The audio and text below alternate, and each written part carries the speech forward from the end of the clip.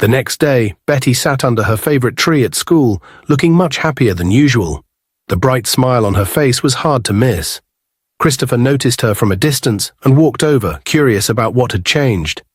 "Betty, you're glowing today," he teased as he sat beside her. "What's going on?" Betty smiled. "Christopher, something amazing happened yesterday." He leaned closer, intrigued. "Tell me already." She shared the story of her father meeting the mysterious stranger who gave him a huge sum of money to rebuild the garage. "Can you imagine?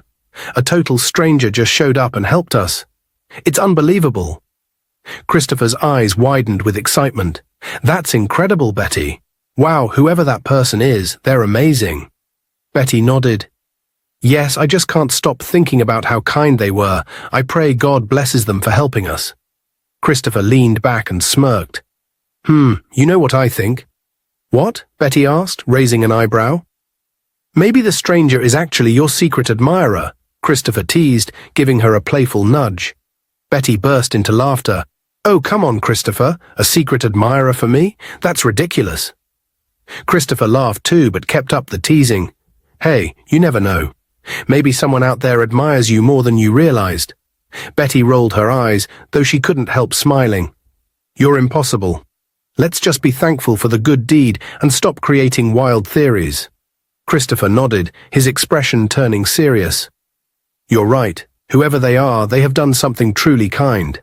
I'm happy for you and your dad." Betty smiled warmly. "Thank you, Christopher. Honestly, I don't know what I'd do without people like you in my life. You are such a good friend." For a moment, they both sat quietly, enjoying the peace of the moment. Then Betty looked at Christopher. "You know, you have always been so nice to me, but there's one thing I have noticed." Christopher raised an eyebrow. "What's that?"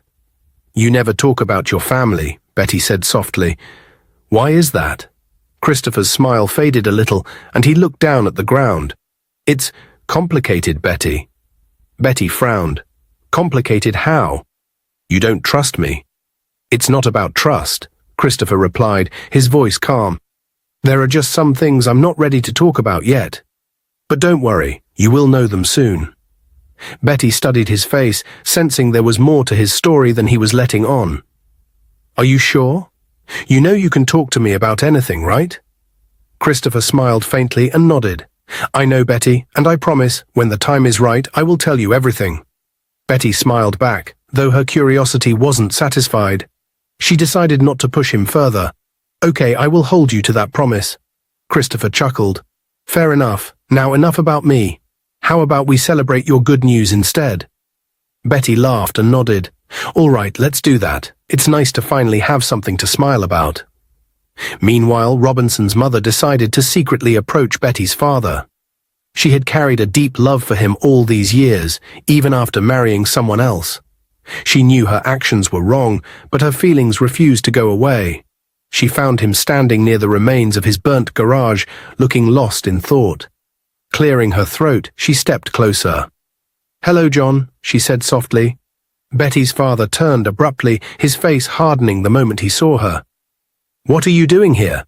How did you find me?" he asked sharply. I came to talk to you," she stammered. "I have been thinking about you, John. After all these years, my feelings haven't changed. I still love you." His jaw dropped in disbelief, and then he burst out laughing, a bitter, mocking laugh. "Are you out of your mind, Benita? You're a married woman. You have a husband, for crying out loud, and you think you can come here and say something so foolish?" She stepped closer, trying to reach for his arm. "John, I never stopped loving you. I married my husband because I had no choice, but my heart has always been yours." "Stop it right there," he barked, stepping back. "Are you hearing yourself? Do you know how shameless you sound right now? You are a married woman, Benita. Go back to your husband and stop this nonsense." Her expression changed from pleading to anger. "Why are you acting like this, John? You think I don't know you still feel something for me?" John shook his head in disgust. "Feel something for you? You're insane. I don't feel anything but pity for you. You must be really desperate to think I'd stoop so low as to entertain this madness. You disgust me." Her face twisted in anger. "This is why you're poor and will always be poor. You don't know how to accept help when it's offered. I came here to make your life better, and this is how you repay me?" John laughed bitterly again. "Help me? What help could you possibly offer me? The only thing you've brought into my life is trouble. You're nothing but a selfish, foolish woman.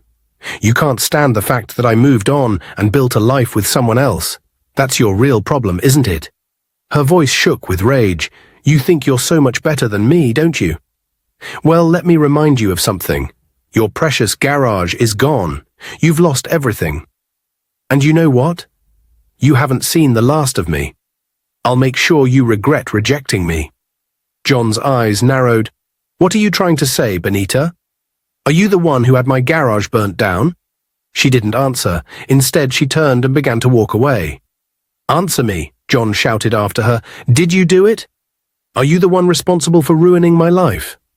Benita didn't look back. She simply kept walking, her shoulders stiff with tension.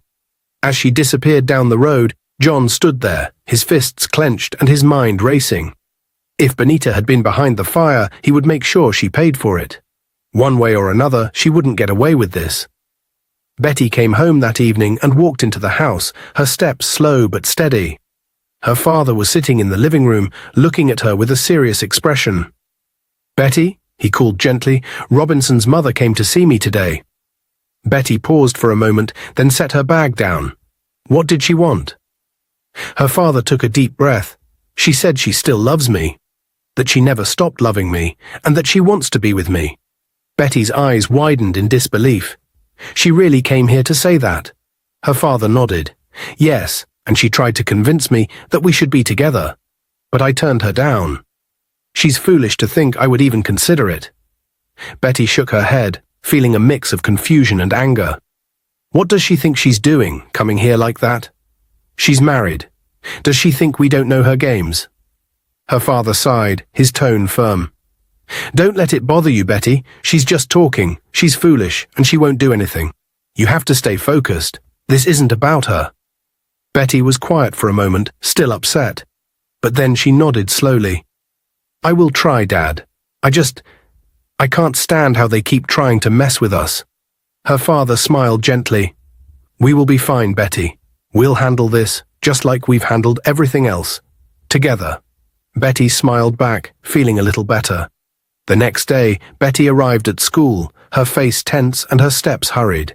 She went straight to her favorite spot under the tree, her mind racing. Christopher noticed her from across the field and walked over to her, his usual calm demeanor replaced with concern. "Betty, you look upset. What's wrong?" he asked, sitting beside her. Betty sighed heavily. "It's Robinson's mother. She came to our house yesterday and threatened my father. She said what happened to his garage was just the beginning.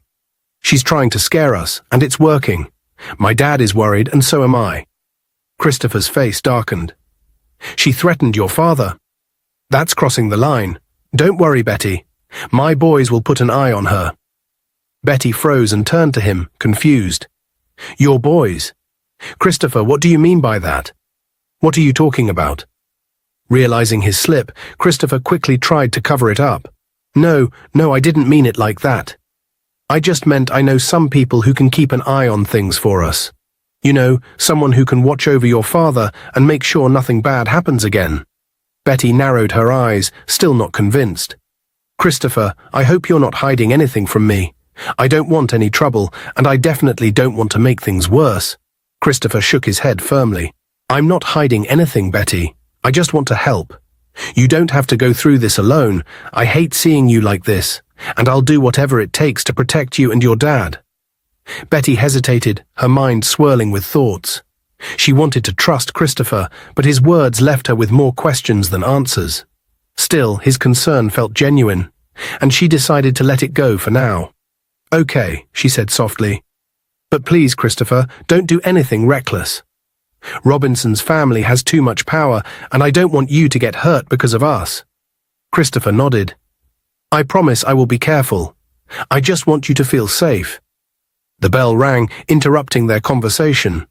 Betty stood up reluctantly, still feeling uneasy about everything.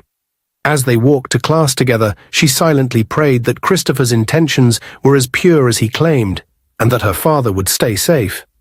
Betty sat in the library, flipping through the pages of a textbook, trying to focus on her studies. The peace in the room was shattered when Robinson stormed in, his loud voice drawing everyone's attention. "There you are, you daughter of a poor mechanic," he sneered, standing in front of her. "Do you even belong in this school? Or did you sneak in just to sit under the fan because you can't afford it at home?" Betty calmly looked up from her book, her gaze sharp. She wasn't going to let him walk all over her again. "Oh, look who's talking," she said, "the son of a foolish, spoilt mother who can't get over my father. Your mother came to my house to beg my father to be with her. How pathetic can you people get?" The room went silent, and Robinson's face turned red with embarrassment. Betty wasn't done yet. "You think money makes you better than me? At least my father has dignity, unlike your loose mother who can't keep her legs closed. Go home and ask her who your real father is, because I'm sure even your rich father doubts you're his." Laughter erupted from the students in the library. Robinson clenched his fists, his pride shattered. Humiliated and furious, he stormed out of the library without another word. As Robinson stood outside, pacing angrily, Christopher spotted him. Without hesitation, he walked straight to him. "You," Christopher said, pointing a finger at Robinson, "stay away from Betty and her father. I'm warning you for the last time. If you or your mother tries anything funny again, you'll regret it." Robinson turned to him. "Who do you think you are, you son of a nobody? Do you know who my father is? He's the personal assistant to a billionaire CEO. My family earns more in a week than your entire life is worth." Christopher smiled, stepping closer until they were eye to eye. "You think your father's job makes you untouchable? Let me tell you something, Robinson. You don't want to know who I am or what I'm capable of. Your family may have money, but they have no peace. Your mother can't stop chasing a man who doesn't want her. How embarrassing for you." Robinson scoffed, trying to maintain his composure, but Christopher's words were hitting too close to home. "Here's my final warning," Christopher continued, his voice low and threatening. "Tell your loose mother to stay away from Betty's family. And you? Don't let me catch you near Betty again, or I will make you regret it." Robinson laughed nervously, but there was fear in his eyes. "You think you're so tough, don't you? You are nothing but talk." Christopher leaned in closer, his eyes cold. "Try me." Without another word, Christopher walked away, leaving Robinson standing there, visibly shaken. The tables were turning, and for the first time, Robinson realized he might have underestimated Betty and her mysterious friend Christopher. Robinson stormed into the house, slamming the door behind him. His mother, who was sitting in the living room, looked up in surprise. "What's wrong this time?" she asked. Robinson threw his bag onto the couch and sank into a chair. "It's that stupid Betty again. She insulted me in front of everyone. She called me the son of a foolish, loose mother. She even said you came begging her father to be with you. Can you imagine that?" Robinson's mother froze, her face darkening with rage. "What? That little nobody dared to say that about me?" "Yes, she did," Robinson continued, his voice shaking with anger. "And that's not all. There's this boy in school, Christopher. He keeps getting in my way. He's always defending Betty and acting like he's better than me. I can't stand him. I don't like him. He's stepping on my nerves." His mother sat up straighter. "Christopher, who is he? What does he have to do with this?" "He's her friend or something," Robinson spat. "He thinks he's tough. Today he threatened me, saying I should stay away from Betty and her father. Can you imagine the audacity? He said I don't want to know who he is, like he's some big deal. I don't like him." Robinson's mother leaned back. "Don't worry, my dear son," she said slowly. "I'll handle this. If Christopher thinks he can challenge my family, he has no idea who he's dealing with." Robinson looked at her, his frustration easing slightly. "What are you going to do, Mum?" She smiled coldly. "First, I will find out who this Christopher really is. I have my boys for that.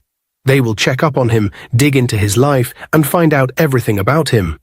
Once we know his weaknesses, we will deal with him." Robinson's eyes lit up. "That's exactly what I want, Mum. He thinks he's so smart, but I will show him who's boss." "Leave it to me," his mother said, her voice firm. "And as for that Betty and her father, they haven't seen the last of me. They will regret ever crossing paths with us."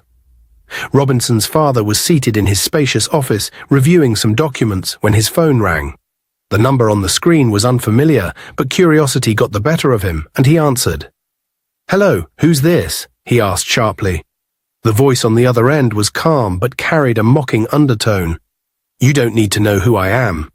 Just listen carefully. Your wife has been causing trouble with a poor mechanic. She's threatening him because he refused to sleep with her." Robinson's father sat up straight, his grip tightening on the phone. "What nonsense are you talking about? Who are you?" The caller chuckled. "Oh, I'm just someone who thought you deserved to know the truth. She even burned down the man's garage. And here's a piece of advice. Ask your wife who the real father of your son is." "What?" Robinson's father's voice rose in shock and anger. "What are you saying? Who are you?" But the line went dead. He sat frozen, staring at the phone. The words rang in his head, making him feel like the ground beneath him had shifted. His wife's loyalty had always been something he trusted, but now doubt crept in. Could this stranger be telling the truth? Unable to focus, he abandoned his work, grabbed his car keys, and left the office in a rush. He needed answers, and he was determined to get them today. When Robinson's father arrived home, his mind was filled with anger and confusion. The voice of the mysterious caller echoed in his head, and he couldn't shake the feeling that something was terribly wrong. He stormed into the living room, where his wife was sitting, looking calm as if nothing had happened.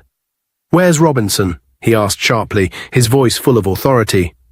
"He's out, but what's wrong? You look upset." His wife looked at him with a feigned concern, but it didn't fool him. "I just got a call," he said, pacing back and forth. "Someone told me everything. About you, about the mechanic, and the way you've been threatening him." He turned to her, his eyes burning with fury. "Why didn't you tell me the truth?" His wife's face went pale for a moment before she composed herself. "What are you talking about? This is ridiculous. Someone's spreading lies about me. I don't know any mechanic, and I've never threatened anyone." She stood up, walking toward him. "You must be confused. I will deal with whoever is trying to ruin my name. You know me." Robinson's father, however, was no longer convinced. He had always trusted his wife, but now doubt clouded his judgment. The call had shaken him to the core, and his mind raced with questions. "I don't trust you anymore. You've been hiding things from me, and now I can't ignore it. I need a DNA test. Now. I need to know if Robinson is really my son. All these years I have ignored the warnings, and now everything's coming to light. I should have listened." His wife's face contorted with rage, but she kept her cool. "What? A DNA test? Are you out of your mind? You don't trust me anymore. After everything we've been through. I can't do this anymore," he shouted. "The lies, the secrets, everything, it's over." His wife remained silent for a moment, her expression darkening. Finally, she crossed her arms and said coldly, "Fine. Get your DNA test, but you will regret it." With that, Robinson's father stormed out of the room, his heart heavy with betrayal. He didn't want to believe what was happening, but he couldn't ignore the signs anymore. He needed answers, and he was determined to get them. One quiet afternoon, Betty's father was sitting outside their small home, lost in thought. The events of the past few weeks had weighed heavily on him, from the mysterious stranger's help to the chaos surrounding Robinson's mother. Just as he was about to head back inside, he noticed a sleek black car pull up in front of his house. His heart skipped a beat as the same stranger from before stepped out, looking as confident and composed as ever. The stranger approached with a calm smile. "Good afternoon, sir," he said politely. Betty's father stood up, looking surprised. "Good afternoon. What brings you here again?" "I came to talk to you about something important," the man replied. "I've thought about it a lot, and I believe your daughter Betty is someone special. I want to marry her." Betty's father's face hardened with shock. "What did you just say?" The stranger smiled gently. "I have a lot of money, sir, more than you can imagine. I can give Betty a life you could never dream of. She will have everything she ever wanted, comfort, luxury, and security." Betty's father narrowed his eyes, taking a cautious step forward. "Wait a minute. How did you even find my house? And more importantly, how do you know my daughter's name? I can't remember ever mentioning it to you." The stranger's confidence didn't waver. "Sir, I told you before, I have resources. My family owns much of this town. I have connections, and when I decided to visit, I made sure to learn everything about the family I admire so much. Your daughter's name is Betty, and I have heard nothing but good things about her." Betty's father's frown deepened. "That's not an answer. You've been prying into our lives. I don't like this at all." "I'm sorry if it seems that way," the stranger said softly. "I only wanted to know more about the amazing girl I want to marry. My intentions are pure, I swear." Betty's father clenched his fists, anger rising. "Listen here, young man. I don't care how much money you have or who your family is. Betty is my only daughter, and I will never sell her off to anyone, no matter how rich or powerful they are." The stranger's smile faltered, but he quickly regained his composure. "Sir, I'm not trying to buy her. I genuinely admire her character, her kindness, and her strength. I believe I can take good care of her." "I have heard enough," Betty's father said, raising his hand to cut him off. "You may have helped me before, and I'm grateful, but that doesn't give you the right to come here and demand to marry my daughter. This isn't about money, and it never will be." The stranger's expression grew more serious. "I'm not trying to force anything, sir, but think about it. I can change your life. You won't have to struggle anymore. Betty wouldn't have to worry about anything. I can make your dreams come true." "I don't care about your money," Betty's father snapped. "I have raised Betty to value hard work and integrity, not shortcuts and wealth that come with strings attached. If you think you can buy us, you're sorely mistaken." The stranger looked at him, disappointment flickering in his eyes. "I mean no disrespect. I only wanted to help. But if that's how you feel, I will respect your decision." Betty's father took a deep breath, calming himself. "I'm sorry, I know you helped me before, and I will find a way to repay every penny. Just give me some time, but my daughter's future isn't something I will gamble with." The stranger nodded slowly, his face unreadable. "Very well, I will leave now, but I hope you reconsider." Without another word, he turned and walked back to his car. As the sleek vehicle disappeared down the road, Betty's father sat back down, his heart heavy. Inside the house, Betty peeked through the window, watching her father. She could see the tension in his face. She stepped out of the house and stood beside him. "Papa, what happened? You look worried." Her father sighed heavily. "Betty, there's something I need to tell you. That man, the one who helped us before, came here today." Betty looked surprised. "He came here? Why question mark? What did he want?" Her father hesitated for a moment, then said, "He said he wants to marry you. He claims he has a lot of money and can take care of you, give you a good life. He even said his family owns most of the town." Betty's eyes widened in disbelief. "What? He said that?" "Yes," her father continued. "He said he admires you and wants to make you his wife, but I refused. I told him that I'm grateful for his help, but I will not sell my daughter to any man because of money." Betty's face turned red with anger. He had the audacity to come here and say that. "Papa, why didn't you call me? I would have given him a piece of my mind. How dare he think he can just buy me like I'm some kind of property?" Her father sighed heavily. "Betty, I didn't want to involve you in this. I thought it was best to handle it myself. I told him to leave and that I would repay every penny he gave us." "You should have called me," Betty shouted, her voice trembling with frustration. "I would have told him off myself. Who does he think he is?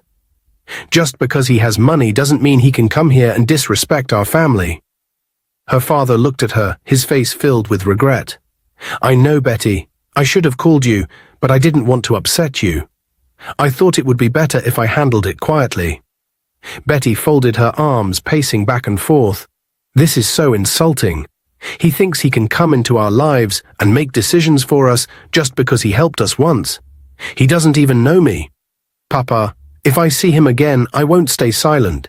He needs to understand that we are not for sale. He can keep his money. We don't want anything from him." Her father sighed, knowing Betty's fiery temper would be hard to control. "All right, Betty, just promise me you'll be careful. Some people with power don't take rejection lightly." A week later, Betty was sitting in her room when her phone buzzed.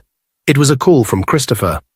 She hesitated for a moment before answering, still unsure how she felt about him after everything that had happened. "Hello?" she said cautiously. "Hi, Betty," Christopher's voice came through, sounding cheerful. I was wondering if you'd meet me at a restaurant today. I want to talk to you about something important." Betty raised an eyebrow. "A restaurant? Which one?" "It's called Golden Fork," Christopher replied. Betty's mouth fell open. "Golden Fork? That place is expensive. Christopher, where are you getting the money to pay for a meal there?" Christopher chuckled. "Don't worry about that. Just meet me there. Oh, and check your phone. I sent you something." Confused, Betty checked her messages and saw a bank alert. Christopher had sent her money with a note. "Get yourself something nice to wear. You deserve it." She was taken by surprise but decided to go. After all, she wanted answers, especially after everything that had happened. She used part of the money to buy a modest but elegant dress and made her way to the restaurant. When she arrived, she was shocked to see Christopher already waiting for her. He was dressed in a sharp suit, looking completely different from the Christopher she knew at school. He stood up as she approached, smiling warmly. "Betty, you look beautiful," he said, pulling out a chair for her. Betty sat down, still staring at him in disbelief. "Christopher, what's going on? How are you affording all this? And why did you call me here?" Christopher took a deep breath. "Betty, I've been keeping something from you. I think it's time I tell you the truth." Betty crossed her arms. "I'm listening." "At first, when I met you, I just wanted to be friends," Christopher began, his tone serious. "But as I got to know you, I realized there's something special about you. You are strong, kind, and you care deeply for your family. I fell in love with you, Betty." Betty's eyes widened, but she stayed silent, letting him continue. "There's more," he said. "You know that stranger who helped your father? I was the one who sent him." Betty's jaw dropped. "What? You sent him?" "Yes," Christopher admitted. "I wanted to help your family, but I didn't want you to know it was me. I thought it would be easier that way. But I also didn't know he would go as far as asking for your hand in marriage. I swear, Betty, I didn't tell him to do that." Betty became angry. "So you're saying that man who walked into our lives and caused all this trouble was working for you? Christopher, do you even understand what you've done?" Christopher looked genuinely shocked. "Betty, I didn't know he proposed marriage. That foolish boy went too far. I promise I didn't ask him to do that." Betty leaned forward.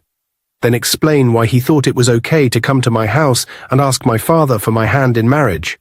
Christopher quickly pulled out his phone and called the stranger. When the man picked up, Christopher didn't even greet him. "What did you do at Betty's house?" he demanded. The stranger sighed on the other end. "Christopher, I'm sorry. I liked Betty's father the day I met him. He's a good man, humble, kind, and honest. And honestly, who wouldn't want to marry the daughter of a man like that?" Christopher's voice rose. "But that wasn't your job. I asked you to help them, not to meddle in their lives. Do you know the trouble you have caused?"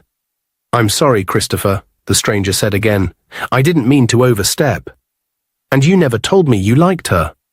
Christopher ended the call abruptly and turned back to Betty, who was still staring at him. "Betty, I swear I had no idea he would do something like that. I'm truly sorry. Please believe me." Betty shook her head, her emotions a mix of anger and confusion. "Christopher, you should have told me the truth from the beginning. You sent someone to help us, without even letting us know it was you." "I know, and I'm sorry," Christopher said sincerely. "I never wanted to upset you. I just wanted to make your life easier because I care about you." Betty stared at him for a long moment. She could see the regret in his eyes, and deep down she believed he was being honest. "I don't know what to say," she finally admitted. Christopher reached across the table, taking her hand gently. "Betty, I messed up, but I want to make things right. I'm asking you to give me a chance, to be your boyfriend. I promise to always be honest with you from now on." Betty hesitated, but something in Christopher's eyes told her he was sincere. After a moment, she nodded slowly. "All right, Christopher, but no more secrets. If you do anything like this again, we're done." Christopher smiled, relief washing over his face. "Thank you, Betty. I promise I won't let you down." Robinson's father had not been able to sleep since the anonymous phone call. The thought of the words, "Ask her who Robinson's real father is," haunted him. Determined to uncover the truth, he secretly went to a private lab to have a DNA test done, using a strand of Robinson's hair and his own. When the results came back, his worst fears were confirmed. Robinson was not his biological son. The betrayal cut deep. The woman he had loved and trusted had lied to him for years, raising another man's child under his roof while pretending everything was fine. That evening, he went home with a heavy heart but a mind made up. His wife, unaware of what he knew, greeted him with her usual fake warmth. "We need to talk," he said sharply, his voice as cold as ice. His wife looked at him, confused by his tone.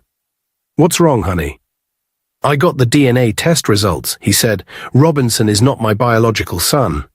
Robinson's mother was shocked. I can explain."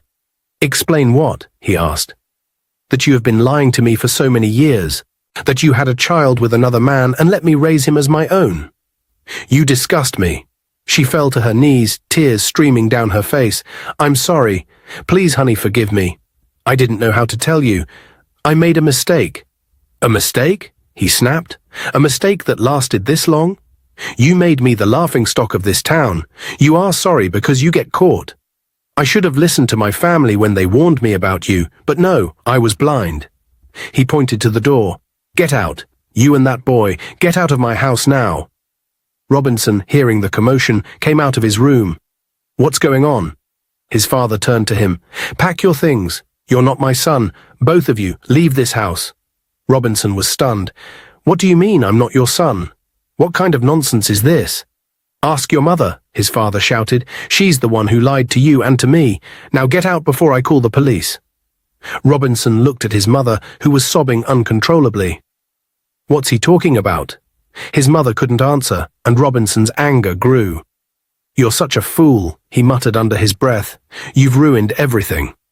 With nowhere to go, Robinson and his mother left the house that night, carrying only a few belongings. They found a small run-down apartment on the outskirts of town, a far cry from the comfortable home they had been forced to leave behind. Life in the new place was unbearable for Robinson. The cramped space, the lack of money, and the constant reminder of his mother's betrayal filled him with bitterness. He hated his new life, and he hated his mother even more for being the cause of it. One evening, during another heated argument, Robinson lost control. "You're nothing but a loose woman who can't keep her legs closed," he shouted at her. "You ruined my life." His mother tried to defend herself, but Robinson wouldn't listen. In a fit of rage, he pulled out a gun he had secretly acquired. "Robinson, no!" his mother screamed, backing away. "I hate you," he yelled, his hands trembling as he pointed the gun at her. "You've destroyed everything. You don't deserve to live." Before she could escape, Robinson pulled the trigger.